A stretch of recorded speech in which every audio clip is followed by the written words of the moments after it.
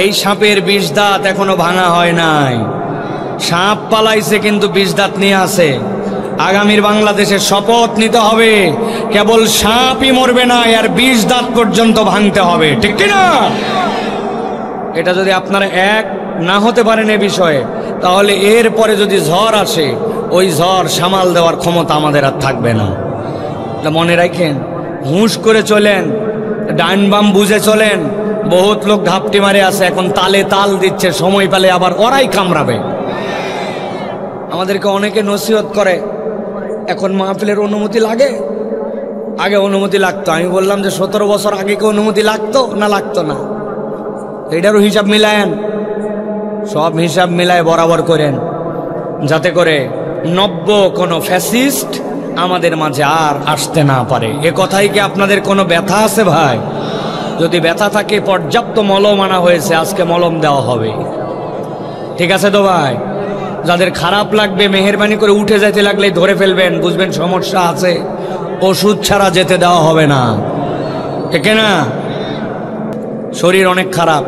আপনারা March for গাজায় সাতক্ষীরায় প্রোগ্রাম হয়েছে ভাই, গাজার জন্য সমর্থনে মিছিল মিটিং হয়েছে।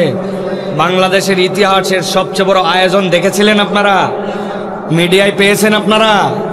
বাংলাদেশ সৃষ্টির পরে আলেম ওলামার ডাকে যে পরিমাণ মানুষ আসছে, এই পরিমাণ মানুষ কোথাও আসে নাই। অন্যদের তলে তলে এখন ঘুম নাই, অনেক হিসাব মিলাচ্ছে তারা। তো এই প্রোগ্রামের নেপথ্যে আমরা ছিলাম, ব্যাপক পরিশ্রমের কারণে গলা চলতেছে না, একদমই আমি বোবা হয়ে গেছিলাম। আপনাদের এখানে আসছি ঠান্ডা মাথায়, অল্প কিছু কথা বলে ইনশাআল্লাহ আপনাদের দিলটা যেন ঠান্ডা হয়, এইটুকু করে আল্লাহ যেন তৌফিক দান করেন আমাকে, আমি চলে যাব ইনশা। আছেন তো আপনারা ভাই? আছেন তো আপনারা? এবার বুঝে থাকলে বলেন, এই যে আসলেন, কষ্ট করে বসলেন, এটাতে লাভ আছে না নাই? যারা ভাত খাই আসছেন খালি তারা উত্তর দিবেন, বাদামালাদের উত্তর শুনবো না। এতে কি লাভ আছে না নাই? যে লাভ আছে বললেন, এটা কম না বেশি? যেটা বললেন আছে, যেটা বললেন বেশি, এবার বলতে হবে এই যে বেশি বলছেন এটা কি বুঝে না না বুঝে? একজনকে কিন্তু ধরবো ভাই, খালি আন্দা গন্দা কথা বললে হবে না। যে কোনো একজনকে ধরবো, আপনি কোরআনের মাহফিলে আসলে কি লাভ, আপনি বলছেন বেশি লাভ, লাভটা কি বেশিটা কি, আর বুঝে বলছেন, আপনাকে 4-5টা পয়েন্ট দিয়ে বুঝাতে হবে। যে কোনো একটা তরুণ যুবককে আমি দাঁড় করে এখন ধরবো, ওই দেখেন 2-3 জন মাথা নামায় ফেলছে, বলছে হুজুর আমাকে ধরেন না, আমি কিন্তু বলিনি। তার মানে আমরা অনেক কিছুই করি, কিন্তু আমরা সেই জিনিসগুলি বুঝি না, আমরা সেই জিনিসগুলো অনুভব করি না। আমি আপনাদের কাছে বেসিক পয়েন্ট আগে বলে দেই, যেই মানুষেরা কোরআনের সাথে থাকবে, কোরআনের পক্ষে থাকবে, কোরআনের হালাকায় বসবে, কোরআনকে ধারণ করবে, কোনো লাভ যদি নাও হয়, তার জীবনে 4টা লাভ হবে। কয়টা? সবাই বলেন একসাথে, কয়টা? যারা যারা বলেন নাই লাস্ট সুযোগ দিলাম, মুখস্থ করতে হবে। কয়টা? 4টা। এটা মুখস্থ রাখতে হবে, আমার কথা নয়, আল্লাহর কথা। আল্লাহ রাব্বুল আলামিন সূরা ইউনূস, কোরআনের 10 নম্বর সূরা, এর 57 নম্বর আয়াতের মধ্যে আল্লাহ বলছেন, নবী আপনি আপনার উম্মতকে জানান।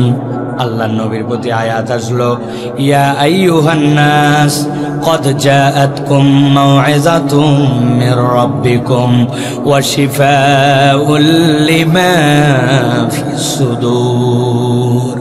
আল্লাহ রাব্বুল আলামিন বললেন, নবী আমি মুমিনদেরকে ডাক দিয়ে বলি নাই, আমি মুসলমানদেরকে ডাক দিয়ে বলি নাই, আমি আরবদেরকে ডাক দিয়ে বলি নাই, আজমদেরকে ডাক দিয়ে বলি নাই, আমি কিয়ামত পর্যন্ত অনাগত মানুষকে ডাক দিয়ে বললাম, ইয়া আইয়ুহান নাস قد جاءتكم موعظة من ربكم وشفاء لما في الصدور।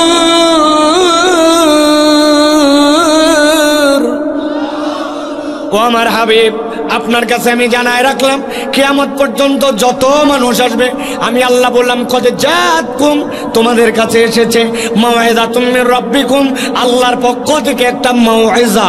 মাউইযা মানে উপদেশ, মাউইযা মানে আল্লাহর পক্ষ থেকে পরামর্শ, মাউইযা মানে আল্লাহর পক্ষ থেকে ওয়াজ। আমি আমার ভাষায় বোঝানোর জন্য বলি, সারা জীবন মাথার মধ্যে গেঁথে রাখবেন। মাউইযা মানে আল্লাহর পক্ষ থেকে কিয়ামত পর্যন্ত পর্যন্ত বান্দার জন্য প্রেসক্রিপশন। ভালো করে আমার দিকে তাকান। যদি আপনি কখনো কোনো ডাক্তার দেখাতে যান, যেই ডাক্তারটা প্রফেশনাল, যেই ডাক্তারটা পড়ালেখা করে MBBS ডিগ্রি অর্জন করেছে, কোনো একটা বিষয়ে বিশেষজ্ঞ, ওই ডাক্তার এমনি এমনি মুখে মুখে ওষুধ দেয় না। মুখে মুখে ওষুধ দেয় ডিসপেন্সারির লোক। কিন্তু ডাক্তার যদি ভিজিটের হয় আর ভালো ডাক্তার হয়, তাহলে ডাক্তার আপনাকে একটা প্রেসক্রিপশনের মধ্যে ঔষধ লিখে দেয়। কথা বলেন বুঝে থাকলে ঠিক কিনা? কিন্তু আপনি খেয়াল করেন নাই, আপনি যখন একটা প্রেসক্রিপশন দেখে দিয়ে নিয়ে আসছেন, ওই প্রেসক্রিপশনে 3টা পার্ট থাকে। খেয়াল করেন, প্রেসক্রিপশনের বাম পাশে একটা দাগ দেওয়া থাকে বা একটা টান দেওয়া থাকে, উপর দিকে প্রেসক্রিপশনের একটা ভাঁজ দেওয়া থাকে। খেয়াল করে এখন মনে করে দেখেন, উপরে বাম পাশে ডাক্তারের নাম বাংলায়, ডান পাশে ইংরেজিতে দেওয়া আছে। আর এইখানে আপনার নামের জন্য একটা অপশান আছে, বয়স কত অপশান আছে, ছেলে না মেয়ে এখানে লেখা আছে। আর বাম পাশে এরকম চিকন করে একটা ফাঁক আছে। আপনি গেছেন ডাক্তারের কাছে, আপনার পেটের পীড়া নিয়ে কথার কথা বলতেছি, ভালো করে খেয়াল করেন। ডাক্তার জিজ্ঞাসা করছে কতদিন ধরে পেটের সমস্যা, লাস্ট 3 মাস। কি হয়, খাওয়ার আগে ব্যথা না পরে ব্যথা, পেটের এই জায়গায় চাপ দিলে লাগে, এখানে কি ব্যথা করে, এরকম করে টান দিলে কি অস্বস্তি হয়, রাত্রেবেলা কি গ্যাস হয়, সকালবেলা কি গলা জ্বলে। জিহ্বাটা বের করেন তো, জিহ্বাটা দেখে ডাক্তার, এইগুলা দেখে। আর বাম পাশ দিয়ে ছোট্ট ছোট্ট করে কি যেন লেখে, আপনি কোনোদিন জিজ্ঞাসাও করেন নাই কি লিখলেন আপনি ওই জায়গায়। সব লেখা হওয়ার পরে ডাক্তার এবার RX দিয়ে এখানে আপনার ঔষধ লিখতে শুরু করে। খেয়াল করলে দেখবেন ডাক্তার যে ঔষধ আপনাকে দিয়েছে, ওইখানে 4টা বিষয় আপনার জন্য লেখা আছে। 1 নম্বর ঔষধের নাম দেওয়া আছে, 2 নম্বর ঔষধের পাওয়ার কত লেখা আছে, 3 নম্বর দেওয়া আছে ওষুধটা খাওয়ার আগে খাবেন না পরে খাবেন, আর 4 নম্বর লেখা আছে ওষুধটা চলবে কতদিন, 7 দিনের ডোজ নাকি 1 মাসের ডোজ নাকি 14 দিনের ডোজ। বুঝে থাকলে বলেন যে প্রেসক্রিপশনটা বুঝালাম। যদি ডাক্তার দেখায় থাকেন, প্রেসক্রিপশনের মধ্যে এরকম করে লেখা থাকে কিনা? কিন্তু এই যে বাম পাশে কি লেখা ছিল, ছোট ছোট করে ডাক্তার লিখে রাখলো, কি লিখলো এই জায়গায়, এইটা কোনোদিন চিন্তা করলাম না। ডাক্তার যদি পড়ালেখা করা হয়, ডেডিকেটেড ডাক্তার হয়, তাহলে বাম পাশে ডাক্তার আপনার যে রোগ আইডেন্টিফাই করছে, আপনার যে রোগটা ওনার মেডিকেল সায়েন্সে ধরা পড়ছে, আপনাকে বলে নাই, কিন্তু বাম পাশে নোট দিয়ে লিখে রাখছে যে এই রোগটা আমি মনে করে এই ঔষধগুলা দিলাম। এটা যদি ডাক্তার রেজিস্টার্ড হয়, তার জন্য এই পদ্ধতিতে প্রেসক্রিপশন করে দেওয়ার দায়িত্ব আমার। আল্লাহ রাব্বুল আলামিন বলছেন, ইয়া আইয়ুহান নাস ক্বাদ জাআতকুম মাউইযাতুম মির রাব্বিকুম ওয়া শিফাউল লিমা ফিস সুদুরি ওয়া হুদান ওয়া রাহমাতুল লিল মুমিনিন।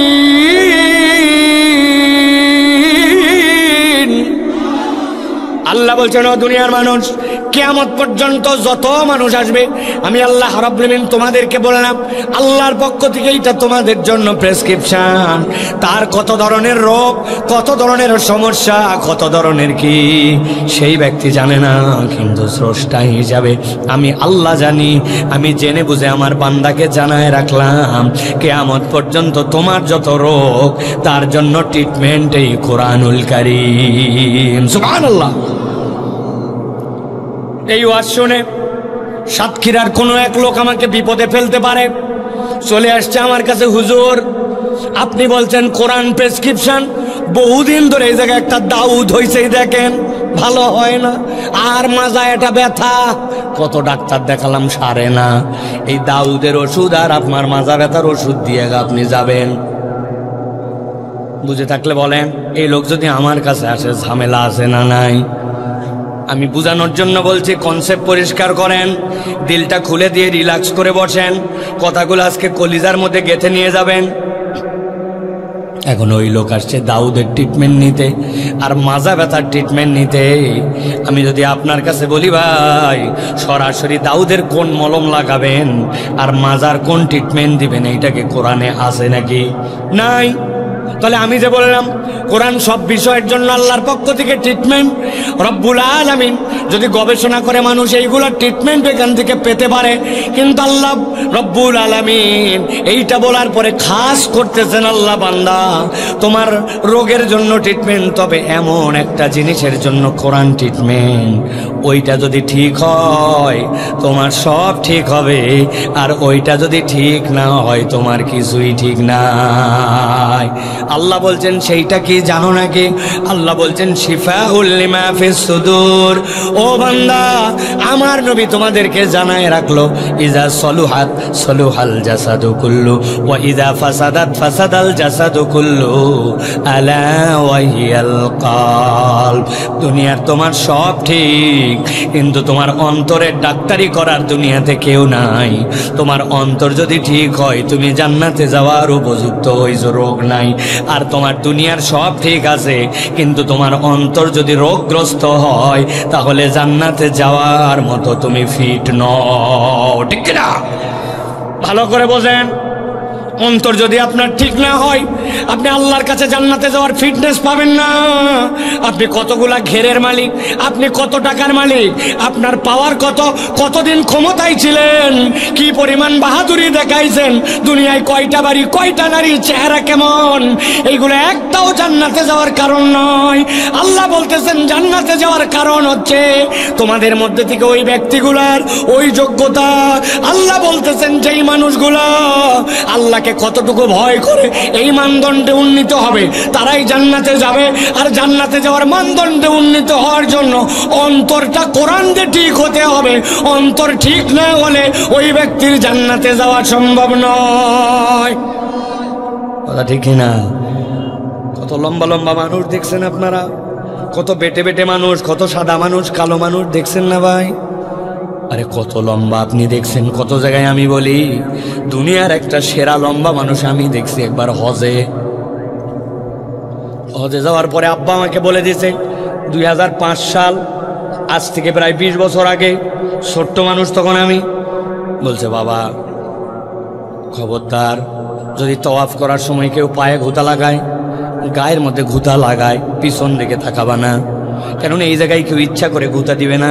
কিন্তু তুমি যদি পিছনে তাকাও তাইলে ওই লোককে তুমি একটা তলব করতেছো যে তুমি আমারে ঘুতা মারলে কেন, মনে কষ্ট পাবে সে।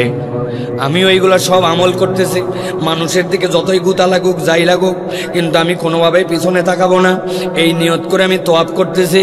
কিন্তু কি আশ্চর্য, এক লোক কোত্থেকে জানে আসছে, আসার পরে যতক্ষণ আমি তওয়াফ করি আমার এই গালের মধ্যে খালি হাত দিয়ে গুতা মারে। বাঙালি সব গুতা সহ্য করতে পারে, দুইটা সহ্য করতে পারে না।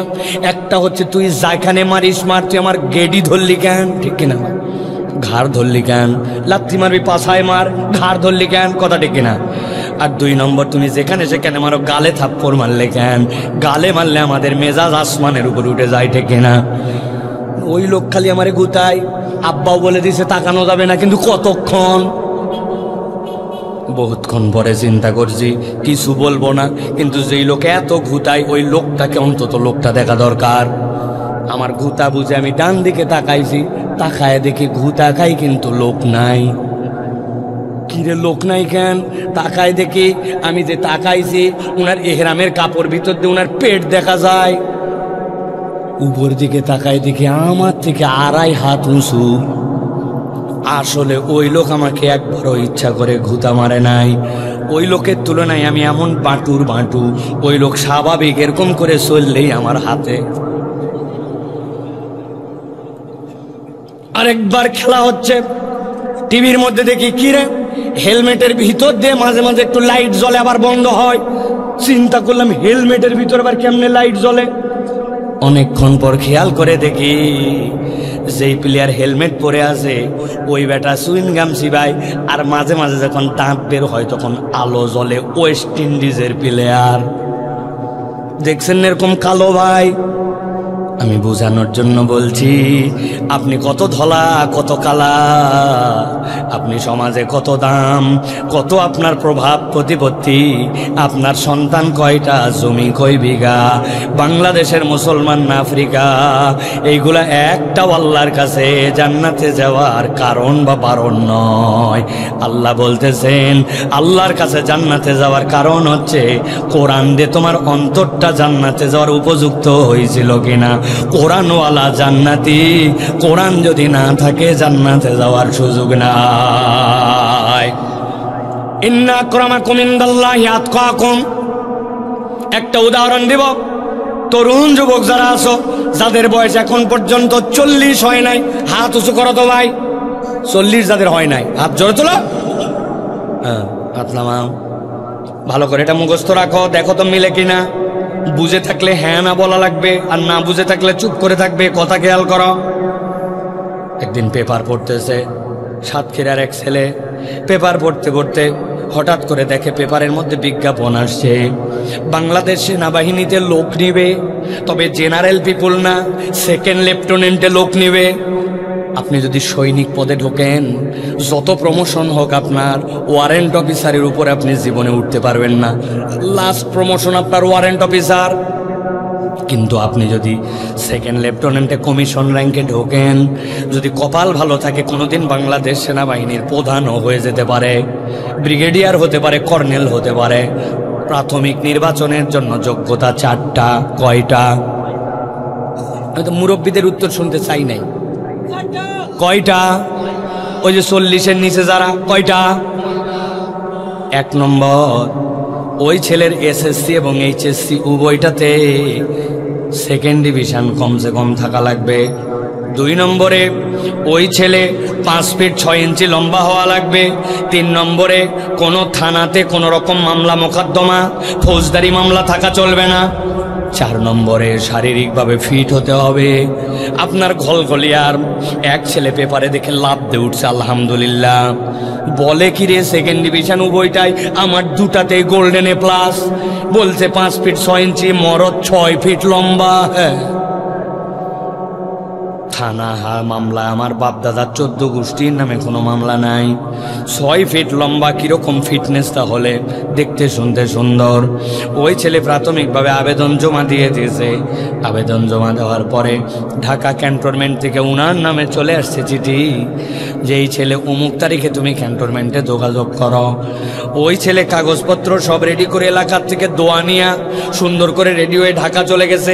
অফিসে ঢোকার পরে বলছে, আগে তোমার দেখো, এসএসসি পুরে সেকেন্ড ডিভিশন চাইছিলাম, উভয়টাতে ফার্স্ট ডিভিশন। ওকে, বলছে এবার থানার ক্লিয়ারেন্স দেখা, ওই টেবিলে যাও। টেবিলে যায় থানার ক্লিয়ারেন্স, ওকে, থানাতে কোনো ঝামেলা নাই, দারুণ ব্যাপার। 3 নম্বরে বলছে ওই যে দেখো বাঁশের মধ্যে ওই যে সুতা বান্ধা আছে, 5 ফিট 6 ইঞ্চি হাইট করে, ওই জায়গায় যায় মাপ লাগা। বেচারি 6 ফিট লম্বা, মাপ দিতে যায় ওনার নাক বরাবর বাইতে গেছে। যে বেটা মাপ নিচ্ছে বলছে এত লম্বা তুই নিচ দিয়ে যা। 4 নম্বরে, খালি গা হও, তোমার শারীরিক ফিটনেস পরীক্ষা হবে। ওই ছেলে এখন শারীরিক ফিটনেস পরীক্ষার জন্য দাঁড়াইছে। বলছে হাত দুটার সামনের দিকে সোজা করো। হাত দুটা যেই না সোজা করছি, ডান হাতটা টনটন সোজা, বাম হাতের মাথার এই 4টা আঙ্গুল অল্প একটুখানি বাঁকা। যেই বেটা ওনার পরীক্ষা নিচ্ছে বলছে আই বাম হাতের নখ সোজা কর। ব্যাকা কি জন্য? ওই ছেলে বলতেছে স্যার, জন্মের থেকে আমার 4টা আঙ্গুলের মাথা একটু ভাঁজ, এছাড়া শরীরে কোনো সমস্যা নাই। সাতক্ষীরার মুসলমান বুঝে থাকলে উত্তর দেন। 6 ফিট লম্বা, থানা ক্লিয়ারেন্স আছে, উভয়টাতেই গোল্ডেন এ প্লাস, বুকটা 40 ইঞ্চি, শরীরটা বিশাল বড়, কিন্তু বাম হাতের 4টা আঙ্গুলের মাথা কেবল একটুখানি ভাঁজ। একসাথে একযোগে উত্তর দেন তো, এত যোগ্যতা থাকার পরেও এই 4 আঙ্গুলের মাথা একটু ভাঁজ হলে ওই ছেলেটাকে কি সেনাবাহিনীতে নিবে? বুঝে বলেন, নিবে? আমার আল্লাহ রাব্বুল আলামিন বলছেন, গভীর মনোযোগ, এমনি এমনি উদাহরণ দেই নাই। আল্লাহ বলছেন, ইয়া আইয়ুহান নাস ক্বাদ জাআতকুম মাওয়াইযাতুম মির রাব্বিকুম ওয়া শিফাউন লিমা ফিস সুদুরি ওয়া হুদান ওয়া রাহমাতুল লিল মুমিনিন।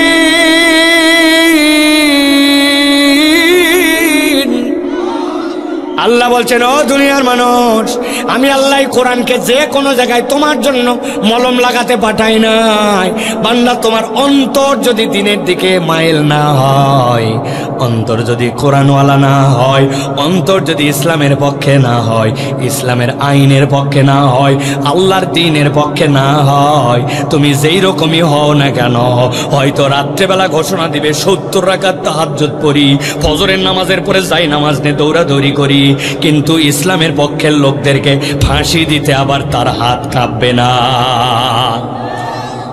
রাগ হচ্ছেন আপনারা? ভালো করে বোঝেন।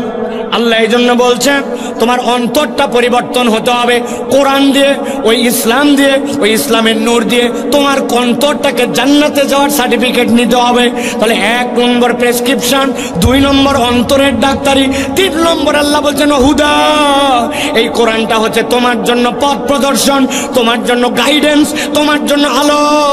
ও যুবক যারা বাইক চালাও, ভালো করে খেয়াল করো, রাত্রেবেলা সাতক্ষীরা মহাসড়কের মধ্যে উঠছো, কিছু দূর যাওয়ার পরে দেখছে 3 কোণা একটা সাইনবোর্ড, লেখা আছে সামনে স্পিড ব্রেকার, আসতে চলেন। দেখছেন এরকম সাইনবোর্ড? দেখেছেন কখনো এরকম করে তীর চিহ্ন দেওয়া আছে, 10টা লাগানো আছে, রাস্তা বাম থেকে ডানের দিকে গেছে।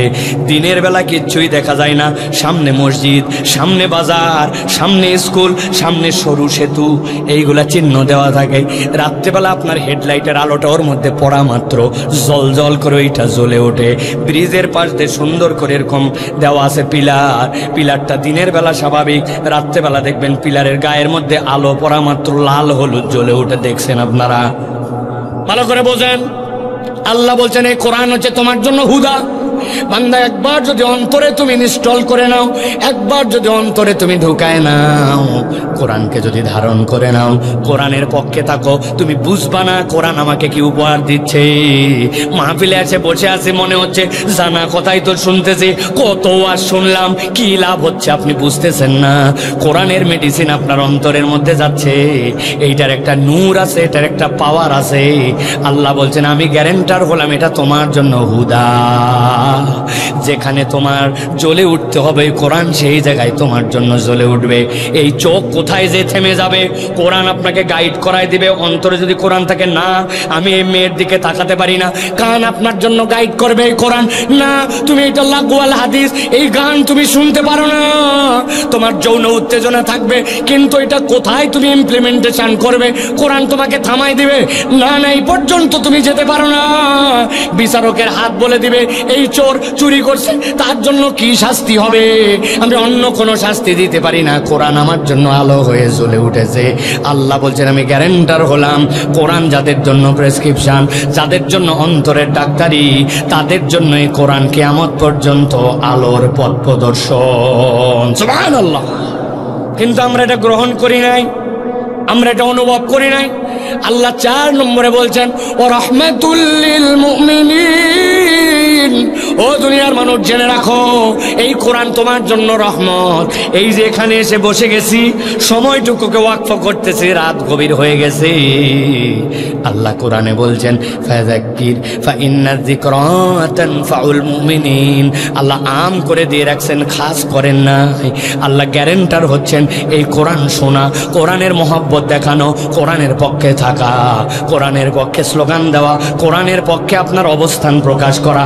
আল্লাহ বলছেন এইটা ঈমানদারদের জন্য দুনিয়া আখিরাতে রহমত। সুবহানাল্লাহ।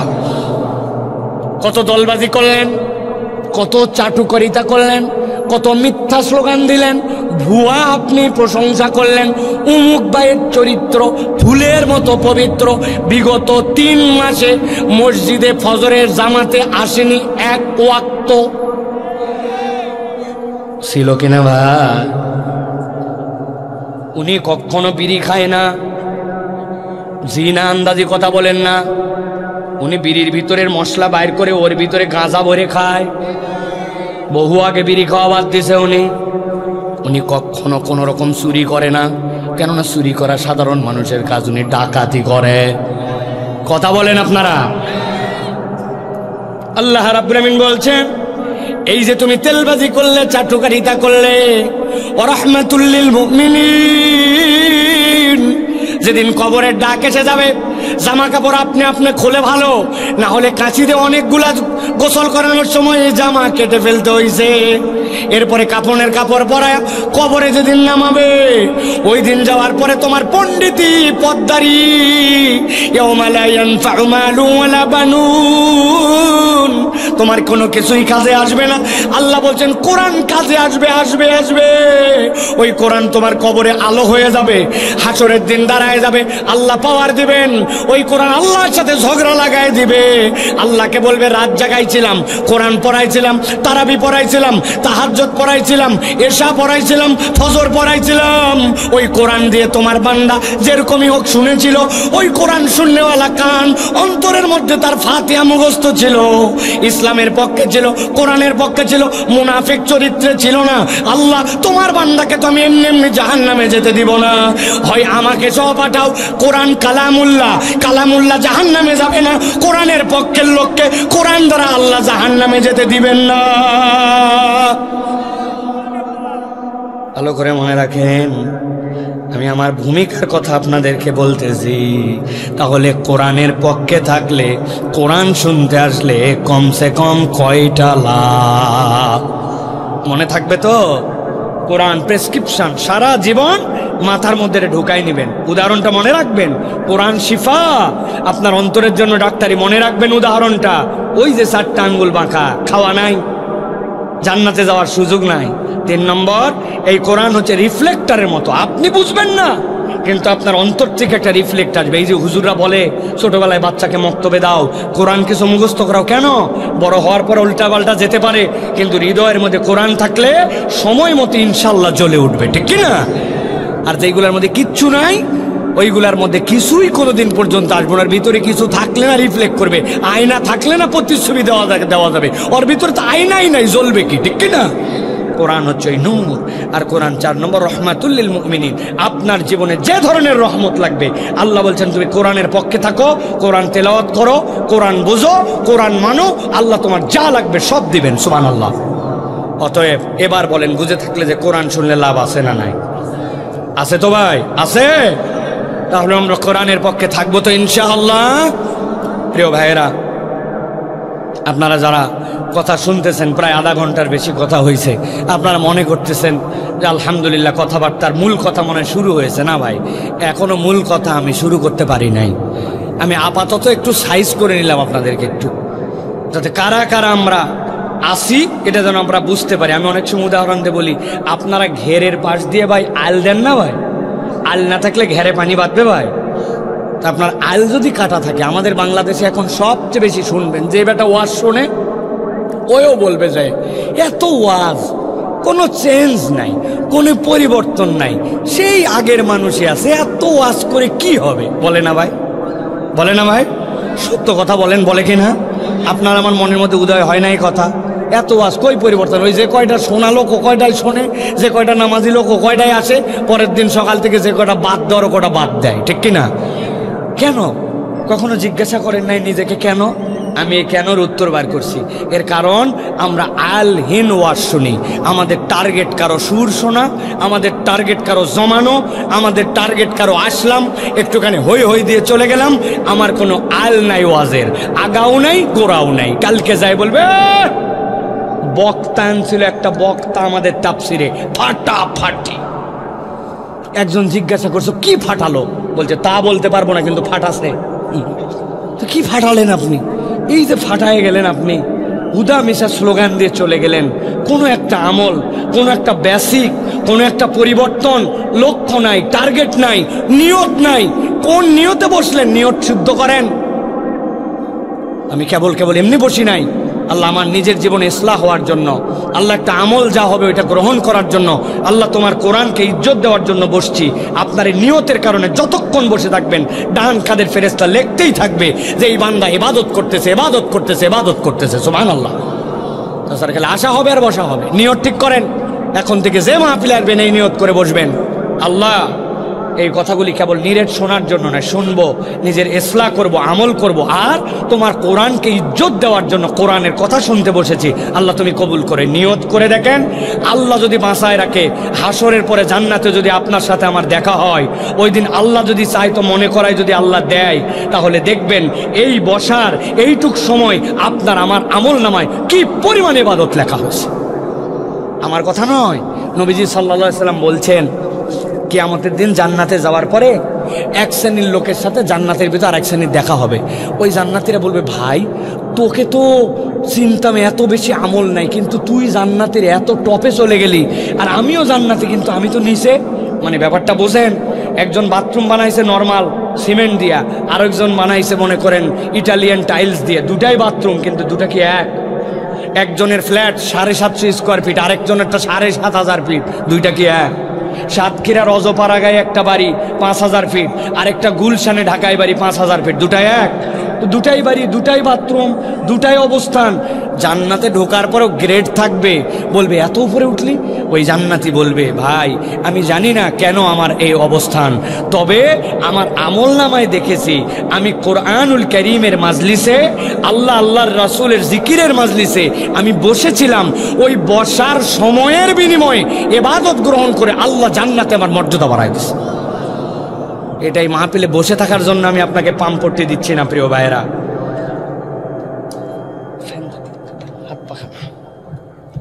প্রিয় ভাইয়েরা, তাহলে আমরা কোরআনুল কারীম থেকে আজকে কিছু কথা শুনে যেতে চাই। রাজি আছেন তো আপনারা? আছেন ইনশাআল্লাহ? প্রিয় ভাইয়েরা, তবে আমার মাহফিলের মূল শ্রোতা কিন্তু মুরব্বীরা না। আমি সব জায়গায় বলে থাকি, আমার মাহফিলের মূল শ্রোতা হচ্ছে ইয়াং যারা, তরুণ যারা। আজকে আপনারা যে পরিমাণ আসছেন, মেয়েরা এর থেকে দ্বিগুণ আসছে, তা মেয়েদের জন্য কিছু কথা বলতে হবে ইনশাআল্লাহ। তা আপনারা আসেন ইনশাআল্লাহ? কারা কারা আসেন একটু দেখি, 2 হাত উঁচু করেন। সবাই হাত উঁচু করবেন না, আগে হাত নামান, হাত নামান। যাদের হাতে কোনো ভেজাল নাই, ঝামেলা নাই, গিরিজ মোবাইলের কোনো টেনশন নাই, হাত আল্লাহর দেওয়া, মোবাইল আল্লাহর দেওয়া, গিরিজগুলো আল্লাহর দেওয়া, এরকম হিম্মত যাদের আছে তারা হাত দুটা টান টান করে সোজা করেন। হ্যাঁ, শক্ত করেন, শক্ত। আরেকবার কষ্ট দিব, হাত নামান। এবার হাত খালি তুলবো না, এবার ডানে বামে একটু তাকায়েও দেখবো আল্লাহর কোন বান্দাগুলা হাত তুলতে পারে নাই, আমরা একটু দেখে নিব। জাস্ট খালি একদম আস্তে দিবেন, একদম স্লো। রেডি সবাই? তরুণরা, যুবকরা, ডানে বামে, দাঁড়ানো বসা, সবাই রেডি তো ভাই? আপনাদের হাত তোলা মানে এরকম জানি না হয়, এরকম এরকম এরকম এরকম। একটু দূর থেকে, আরো দূর থেকে, আরো দূর থেকে দেন, আরো দূর থেকে, আস্তে করে আসুক। বাস, রেডি সবাই আপনারা? আরো দূরে দেন।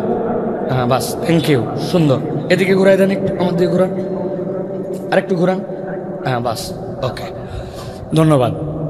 হাত সকলে এবার তাহলে 2টা হাত সোজা করেন, শক্ত করে উঠান। ডানে বামে একটু তাকায় দেখেন কারা উঠাতে পারে নাই। দেখেন সবগুলো চেহারা দেখে নেন। সবাই উঠাইছে? সবাই সোজা করছেন? সোজা। এবার একটু পিছন দিকে টানা দেন, পিছনে, জোরে জোরে, পেছনে। হ্যাঁ, এবার একটু সামনে দেন।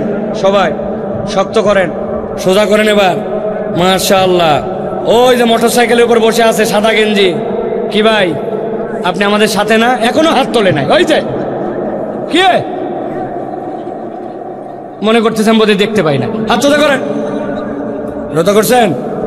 এই উঠান, হাত উঠান, হাত শক্ত করেন। হ্যাঁ, এবার একটু ডানে দেন, মাশাআল্লাহ, ডানে। এবার একটু বামে দেন। এবার একটু সোজা করেন, সোজা সোজা সোজা করেন। করছেন সোজা? এবার একটু আরাম করে বসেন, নড়ে চড়ে বসেন, পা নামাবেন না, আরাম করে রিল্যাক্স। হাত সোজা করেন। গলাটা এবার পরিষ্কার দেন। হয়নি? এই পেছন থেকে পরিষ্কার দেন গলা। শক্ত করেন, শক্ত করে। এবার একটু নড়াচড়া দেন, জোরে জোরে, জোরে নড়ান। ওই চাচা হাত তোলে নাই, ওই যে সামনে, ওই যে ওই চাচা, এই আবার পিছনে তাকাচ্ছে। আপনি আপনি ওই যে খয়েরি কালারের। হ্যাঁ, সোজা করেন, শক্ত করেন। করছেন সবাই? এবার শক্ত করে হাত সোজা করেন, সোজা সোজা। হ্যাঁ, মাশাআল্লাহ। এবার বুক বরাবর নেন, এই বরাবর নিছেন। এবার আমরা আকাশ বাতাস মুখরিত করে একটা তাকবীর দিতে চাই। পারবেন ইনশাআল্লাহ? এই মাঠে যত ওয়াজ শুনছেন, যত মাহফিলে আসছেন, এরকম হিম্মত করে তাকবীর দেন নাই। পারবেন ইনশাআল্লাহ? সবাই পারবেন ইনশাআল্লাহ? মুরব্বীরা পারবেন? বাবারা, যুবকেরা পারবেন ইনশাআল্লাহ? দেখে আমি যখন বলবো লিল্লাহে তাকবীর, একসাথে সমস্বরে কণ্ঠ ছেড়ে দিয়ে বলতে হবে আল্লাহু আকবার, হাত দুটো উপর দিকে ছুঁড়ে দিতে হবে। পারবেন ইনশাআল্লাহ? ওই যারা দাঁড়ায় আছেন আপনারা কি আমাদের সাথে না আপনার আলাদা? সাথে তো? তাহলে রেডি হন সবাই। রেডি সবাই? বুক বরাবর আছে? দেখি এবার ইনশাআল্লাহ আমি বলবো লিল্লাহে তাকবীর, আপনারা আল্লাহু আকবার। পারবেন ইনশাআল্লাহ? গলা থাকলেই কি গেলেই কি? আমার না প্রত্যেকদিন ওয়াজ আছে, আপনার তো প্রত্যেকদিন ওয়াজ নাই। অতএব আকাশ বাতাস মুখরিত করে শয়তানকে বিতাড়িত করার জন্য, আল্লাহকে খুশি করার জন্য, ওই অন্তরের ভিতরে যেই শয়তান মুখের মধ্যে বলে আল্লাহর নাম অত জোরে বলার দরকার নাই, ওই দলে আমরা নাই। আমরা আল্লাহর নাম একটা বলিষ্ঠ কণ্ঠে নিতে চাই। পারবেন ইনশাআল্লাহ? দেখে এটা তাকবীর দেন, লিল্লাহে তাকবীর, লিল্লাহে তাকবীর। আল কোরআনের আলো, আল হাদিসের আলো, তোমার নেতা আমার নেতা, তোমার নেতা আমার নেতা, আলেম ওলামা যেখানে, আল্লাহর আইন যেখানে, লিল্লাহে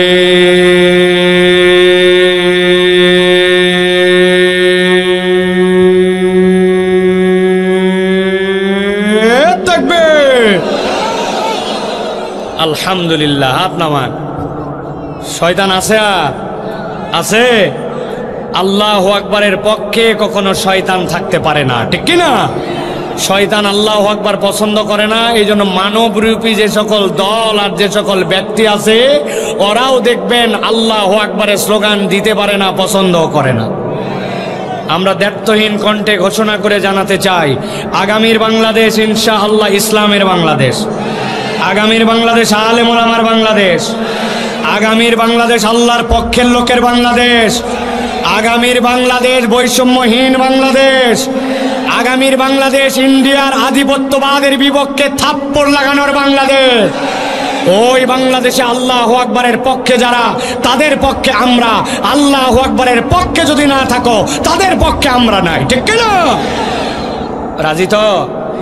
মুরব্বীরা ঠিক বলছে নাকি? এই ঠিকের কোনো খাওয়া নাই। 50 বছর এরা ঠিক বলছে, মিশাই ঠিক। সময় মতো খালি এক কাপ সার, এক বিড়ি দিলে ইমান বিক্রি করে ফেলে। মুরব্বীদের আর হবে না, ইয়াংদেরকে এখন আগায় আসতে হবে, ঠিক না? মুরব্বীদেরকে আমরা সম্মান করব, শ্রদ্ধা করব, পরামর্শ নেব, মতামত নেব, ধাক্কায়া সামনে নিব, কিন্তু মুরব্বীদেরকে আর ধাক্কা দিতে দিব না। রেডি তো আপনারা ইনশাআল্লাহ? আগামীর বাংলাদেশ আমাদেরকে গড়তে হবে ইনশাআল্লাহ। আল্লাহ আমাদের মুরব্বীদের হায়াত দারাজ করে দেখ, আল্লাহ আমাদের মাথার প্রতি এই ছায়াগুলোকে দীর্ঘ করে দেখ। আল্লাহ রাব্বুল আলামিন সকলকে মিলে ইসলামের পক্ষে, কোরআনের পক্ষে আসার তৌফিক দান করো। মুনাফিকের চরিত্র থেকে আমাদেরকে বের হওয়ার যোগ্যতা দান করো। প্রিয় ভাইয়েরা, চলেন আমরা কোরআনুল কারীমের মধ্যে প্রবেশ করব। আপনার বিরক্ত হচ্ছেন না তো ভাই? চলেন আমরা কোরআনের মধ্যে প্রবেশ করব। সংক্ষিপ্ত সময়ে নির্ধারিত একটা বিষয়ে আমরা কথা শুনে তারপরে আমরা বিদায় নিব। বলেন আল্লাহুম্মা, জোরে বলেন আল্লাহুম্মা, আল্লাহুম্মা। আল্লাহ আমাদের সকলকে কবুল করুক। বিতাড়িত শয়তান থেকে আশ্রয় প্রার্থনা করে একজন অলসতা করবেন না। আপনার জবানের যতটুকু শক্তি আছে ছেড়ে দিয়ে সুন্দর করে আমার সাথে আল্লাহ রাব্বুল আমিনের শেখানো পদ্ধতিতে আমরা এখন কোরআনের মধ্যে ঢুকবো। সকলে পড়েন না, আউযু বিল্লাহি মিনাশ শাইতানির রাজীম, বিসমিল্লাহির রহমানির রহিম। واتل عليهم نبأ الذي آتيناه آياتنا فانسلخ منها فأتبعه الشيطان فكان من الغاوين। আমার আল্লাহ বলছেন, ও আমার হাবিব, আপনাকে দায়িত্ব দেওয়া হলো কিয়ামত পর্যন্ত অনাগত যত মানুষ আসবে, আপনি আপনার উম্মতের কাছে এই আয়াতটা তেলাওয়াত করেন, এই আয়াতের বার্তাটা আপনার উম্মতের কাছে দিয়ে যান। আল্লাহ রাব্বুল আমিন বলছেন এই আয়াতের মধ্যে এমন একটা ঘটনা আপনাকে আমি জানাচ্ছি, কিয়ামত পর্যন্ত আপনার যত উম্মত আসবে সবগুলির জন্য এর মধ্যে বার্তা আছে। হযরত আব্দুল্লাহ ইবনে মাসউদ রাদিয়াল্লাহু তাআলা বলছেন, আল্লাহ এখানে কার ব্যাপারে বলতে বলেছেন জানো নাকি? এই লোকটা উম্মতে মুহাম্মদের লোক না, এই লোকটা ফিরাউনের সময়ের লোক। লোকের নাম হচ্ছে বালআম ইবনে আবার। ওই লোকের কি কারণ ছিল, যেই কারণে রব্বুল আলামিন তাকে এই ঘটনাটা নবীকে বলতে বললেন? আব্দুল্লাহ ইবনে মাসউদ বলতেছেন, বালআম ইবনে আবার এমন এক ব্যক্তি ছিল, যেই ব্যক্তি আল্লাহর কাছে যে কোনো বিষয়ে দোয়া যদি করতো এক মুহূর্ত দেরি হতো না, দোয়া করার সাথে সাথে তার দোয়া কবুল হয়ে যেত। একদিন ফিরাউনের সব লোকজন আসলো, আসার পরে বলল, বালআম তোমার কাছে একটা দোয়ার প্রস্তাব নিয়ে আসছি, এই দোয়াটা তুমি করে দাও যেন কবুল হয়ে যায়। জিজ্ঞাসা করলো কি দোয়া? বলল, আমাদের সমাজে এমন একজন লোক আসছে, যেই লোকটা ফিতনাবাজ, যেই লোকটা সমাজের মধ্যে বিভক্তি ছড়াচ্ছে, ফিরাউনের বিপক্ষে অবস্থান নিয়ে সমাজে আরেকটা দল বানাচ্ছে, ওই লোকটার বিপক্ষে তুমি বদদোয়া করো। বালআম জিজ্ঞাসা করলো লোকটার নাম কি? বলছে লোকটার নাম হচ্ছে মূসা। সাথে সাথে বালআম বলল, তার ব্যাপারে তো আমিও কিছু পজিটিভ কথা শুনেছি। কি কথা শুনেছ? বলে, আমি শুনেছি যখন সে হাতটা তার ডান বাম বগলের নিচে নেয়, নেওয়ার পরে যেই না বের করে, সাথে সাথে তার হাত দিয়ে এমন একটা আলো বের হয়, সূর্যের মতো পাওয়ার, কিন্তু তার হাত পুড়ে যায় না। আবার হাতটা নিয়ে যেই না বগলের নিচে রাখে, সাথে সাথে আলো বন্ধ হয়ে যায়। আরো শুনেছি তার মাঠের মধ্যে অনেকগুলা মেষ চড়ায়, কয়েকশো মেষ। ওই মেষের ধর্ম হচ্ছে মাঝে মাঝে দু একটা এদিক ওদিক পালের থেকে বের হয়ে যায়, কিন্তু ওই মূসার হাতের মধ্যে একটা লাঠি থাকে, মাঠের মধ্যে গুজাই দিয়ে সে ঘুমায় যায়। ওই ব্যক্তির আর কোনো খবর নাই, মেষ সেখানে তার মতো করে খাবার খায়। কোনো মেষ যদি বেরিয়ে যায়, লাঠি একাই জীবন্ত হয়ে যায়, এরপরে পিটায়া ওই মেষকে লাইন মতো নিয়ে আসে আবার জায়গা মতো দাঁড়ায় যায়। যদি জাদুকর হইতো, জাদুকর ঘুমায় গেলে তার জাদু কাজ করে না, কিন্তু এই লোকের তো জাদুকর হওয়ার সম্ভাবনা নাই, কারণ ঘুমানোর পরেও তার অনেক কিছু চলতে থাকে। লোকজন বলল, তুমি এই জন্য কি তার জন্য বদদোয়া করবা না? তোমার কাছে ওয়াজ শোনার জন্য আসছি নাকি মিয়া? তোমার কাছে আসছি আমরা তার নামে বদদোয়া করার জন্য। আর জেনে রাখো, কেবলমাত্র আমাদের স্বার্থে আসি নাই, তোমার স্বার্থেও আসছি। বালআম তুমি যদি আল্লাহর কাছে দোয়া করো কবুল হয়, এই জন্যই তোমার কাছে আসে, হাদিয়া তোহফা দেয়। এখন যদি তুমি মনে করো এই দোয়া না করে সেও যদি এই সমাজের মধ্যে প্রতিষ্ঠিত হয়, তোমার কাছে মানুষ আসবে না, তোমাকে আর পীর সাহেব মানবে না, তোমার আর এই বড়ত্ব আর থাকবে না। অতএব তোমার ভালোর জন্য হলেও বদদোয়া করো তার জন্য। আল্লাহ কোরআনে বলছেন, গভীর মনোযোগ খেয়াল করেন, আল্লাযী আতাইনাহু, আল্লাযী যাকে, আতাইনা আমি আল্লাহ দিয়েছিলাম, হু তাকে, আয়াতিনা আমার স্পষ্ট নিদর্শন। এমন নয় যে অস্পষ্ট, সে আল্লাহর বিধান জেনে ফেলেছিল, আল্লাহর পক্ষ থেকে কোনটা সত্য এটা চিনে ফেলেছিল, কিন্তু আল্লাহ বললেন সে আল্লাহর বিধান চেনার পরেও জানার পরেও অপরাধ একটা করলো, ফানসালাখা মিনহা, জেনে বুঝেও আল্লাহর আয়াত থেকে মুখ ফিরাই নিল, সত্য চিনল, হক জানলো, কোনটা সত্য তার সামনে স্পষ্ট, কিন্তু তারপরেও কেবল নিজের স্বার্থে আল্লাহর বিধান থেকে মুখ ফিরাই নিল। এটা ছিল তার 1 নম্বর অপরাধ। সাতক্ষীরার মুসলমান জিজ্ঞাসা করব, এরকম সমাজে আপনার আমার মুসলমান আছে কিনা? সত্য জানার পরেও, হক জানার পরেও, আল্লাহর ফরজ বিধান জানার পরেও সে নিজের খেয়াল খুশিতে জানার পরেও সত্য মানে না, সত্য অস্বীকার করে অন্যদিকে চলে, এরকম মুসলমান নামদারি আছে কিনা? বুঝে বলবেন আছে কিনা? দেখেন তো, আমি একটা মানুষকে চিনায় দেই, আপনারা চিনতে পারেন কিনা?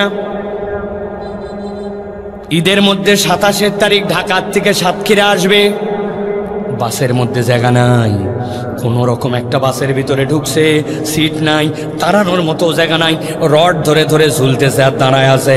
ঈদের আগে বাসের মধ্যে এরকম ভিড় হয় কিনা ভাই?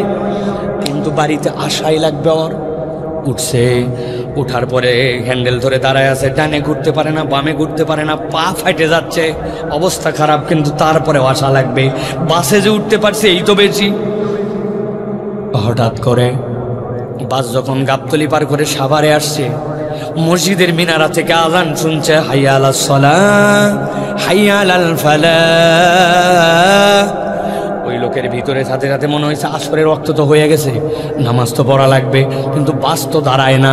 চিন্তা করছে দাঁড়ায় নামাজ পড়বো, চিন্তা করছে অজু তো নাই, এখন অজু নাই তো তায়াম্মুম করবে, তায়াম্মুমের পরিবেশ নাই। প্রথমে তো কেবলার দিকে অন্তত মুখ ফিরে নামাজ শুরু করা লাগবে, সেই পরিবেশও নাই, ধরেই থাকা যায় না।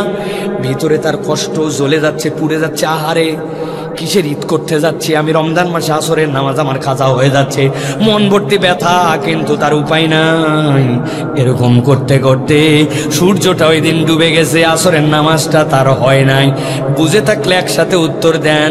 এই লোকটা যে নামাজটা পড়তে পারলো না, পরিস্থিতির কারণে তার নামাজ মিস হয়ে গেল, এই লোকটা যে নামাজটা বাদ দিল, এইটা কি সে ইচ্ছায় বাদ দিছে না অনিচ্ছায়? অনিচ্ছায় তার বাদ চলে গেছে নামাজ, ইচ্ছা ছিল উপায় পায় নাই, ঠিক কিনা? কিন্তু আপনার এলাকায় এরকম ভিআইপি লোক আছে কিনা?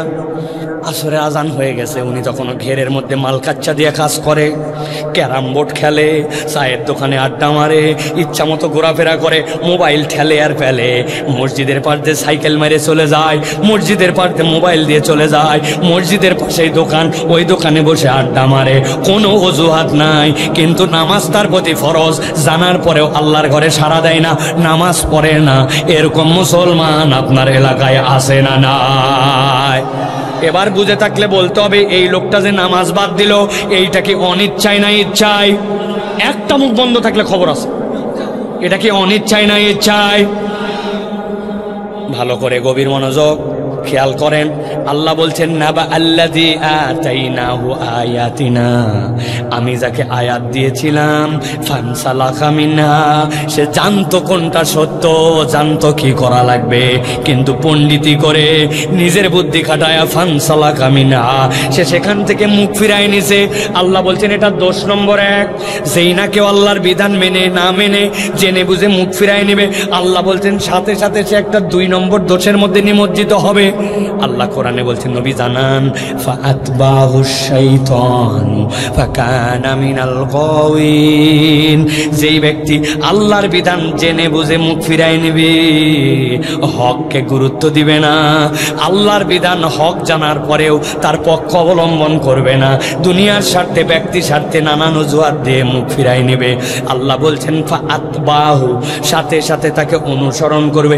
আর শয়তানু, শয়তান, ফাকানা মিনাল গাওয়িন, আল্লাহ বলছেন শয়তান যখন তার পিছে লেগে যাবে, আমি আল্লাহ নিশ্চিত করে বলে দিলাম সে নিশ্চিত পথভ্রষ্ট হয়ে যাবে। কথা বোঝা বাকি আছে এই জায়গায়।